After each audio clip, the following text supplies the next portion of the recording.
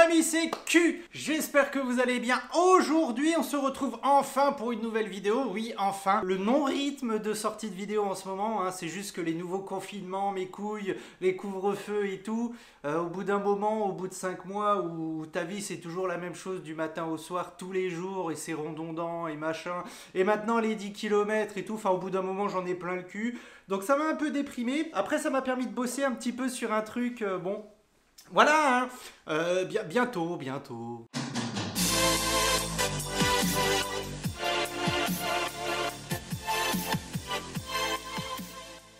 Aujourd'hui, justement, je voulais vous parler d'un truc, enfin de deux trucs, pour souhaiter bon courage à tous les chiots qui sont arrivés pendant les confinements, les couvre-feux, les machins, les bidules. Selon les situations, on va mettre de côté certains trucs, histoire que certains relous n'aient pas besoin de prendre la peine de commenter, enfin quoique commenter quand même, ça fait plaisir. Et si on pouvait y penser de base, c'est aussi parce qu'il y a du vécu avec Olive en ce moment, j'en ai parlé sur le Discord, bah tu commences à avoir l'habitude, je parle de tout sur le Discord. N'hésite pas à rejoindre, le lien est dans la description. En fait, je tenais vraiment à dire aux gens qui ont eu un chiot en fin d'année, bon après le confinement il y a un an c'est passé, donc normalement je viens de me rendre compte qu'il y avait sûrement des reflets dans mes lunettes, donc je les enlève et j'ai la flemme de recommencer la vidéo. Du coup oui, le premier confinement normalement c'est dû passer. S'il y avait des problèmes de comportement dus à la socialisation et tout, normalement entre temps il y a eu le temps de le régler. Donc là je pense surtout aux chiots qui sont arrivés en fin d'année avec le couvre-feu à 18 h et tout, pour les gens qui baladaient leurs chiens après 18 h, tôt le matin, machin.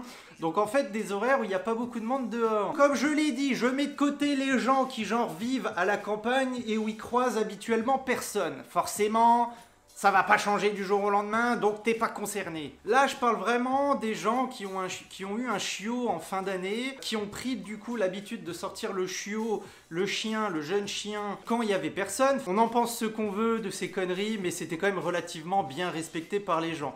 Par exemple, nous, à 18 h, on faisait les balades avec les voisins, les chiens et tout, ou même tout seul. Bah, à 18 h, il n'y avait personne, à part des gens qui partaient du taf, qui rentraient chez eux à pied, machin, ou alors des gens qui baladaient leurs chiens. Par exemple, tu vois, il y a des jeux pas loin, et on y passait tous les jours, et forcément, t'avais pas une trentaine de jeunes, hein, donc ça fait 5 mois qu'il n'y avait pas une trentaine de jeunes. Du coup, je pense à toi, là, qui a accueilli un chien, un chiot en fin d'année.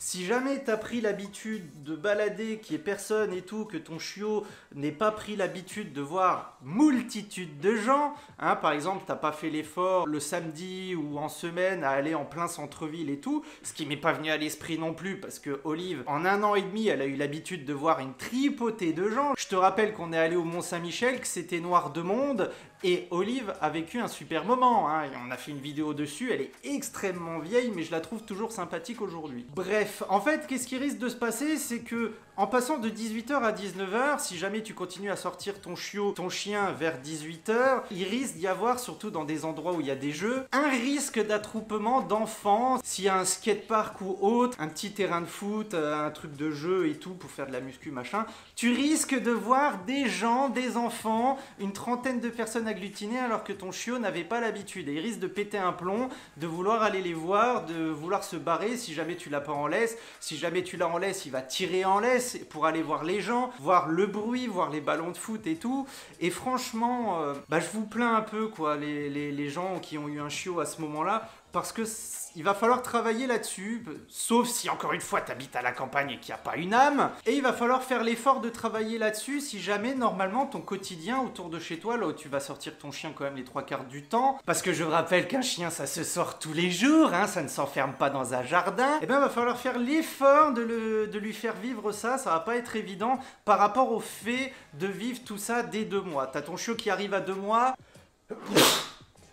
Covid. Il voit tout de suite que autour de chez toi, eh bien, il y a du monde, que c'est normal. Alors, il va être hypé en étant tout bébé, parce que la moindre des choses, ça les démarre. Mais en attendant, il va s'y faire plus rapidement que si il voit personne autour de chez toi, même si tu arrives à le socialiser comme tu peux, mais pas dans un quotidien normal qui est un quotidien normal en dehors d'un couvre-feu et d'un confinement, et ben s'il s'habitue à ce qu'il y ait personne et tout, et que d'un coup, d'une semaine à l'autre, il y a plein de gens, des dizaines et des dizaines de gens, d'enfants qui crient, qui machin, qui chahutent, un peu plus de chiens sortis et tout, il va vriller et malheureusement pour toi ça va être encore plus compliqué. Donc pourquoi j'ai pensé à ça? Parce que bien sûr on peut y penser de base, de façon générale, j'ai fait pas mal de vidéos sur l'accueil d'un chiot en confinement. Si jamais t'es chez toi, il faut bosser la solitude, ne pas oublier de bosser la socialisation même si c'est pas évident, mais il y a aussi ça et j'y pense doublement parce qu'en fait il arrive un petit peu, à peu près, la même chose à Olive.